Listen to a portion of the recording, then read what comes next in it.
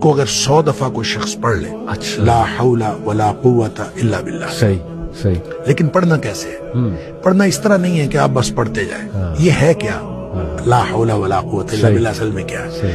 حول کا معنی بھی قوت ہے اور قوت کا معنی بھی قوت ہے. لا حول ولا قوت، یوں کہہ لیجئے نہ کوئی اجتماعی طاقت نہ کوئی انفرادی طاقت الا باللہ، سوائے اللہ کے، یا نہ گناہ چھوڑنے کی طاقت نہ نیکی کرنے کی طاقت الا باللہ. یعنی یا تو ایک کو پازیٹیو بنا لے، ایک کو نیگیٹو بنا لے، یا ایک کو اجتماعی یا ایک کو انفرادی. اب اللہ کے سامنے اس کو اپنا مسئلہ سمجھ کے نا، اپنا جو بھی مسئلہ ہے وہ سوچے اور سوچ کے اپنے اللہ کے سپرد کر دے. یا اللہ میری تو کوئی طاقت نہیں، نہ انفرادی نہ اجتماعی، الا باللہ. ہاں تو عطا فرمائے طاقت تو ہو سکتی ہے.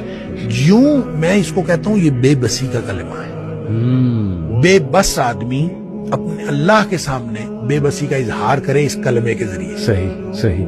تو پھر یہ نبی پاک صلی اللہ علیہ وسلم نے فرمایا، جس شخص نے کہا تھا نا مجھے وسوسے آتے ہیں، جی آپ نے فرمایا لا حول ولا قوت الا باللہ پڑھا کر، تیرے وسوسے بھی ختم ہو جائیں گے اور اس کے علاوہ اللہ تعالیٰ تیرے 100 مسئلے حل کر دے گا. واہ واہ. آپ اندازہ کریں ایک شخص کے 100 مسئلے ہوتے نہیں ہیں.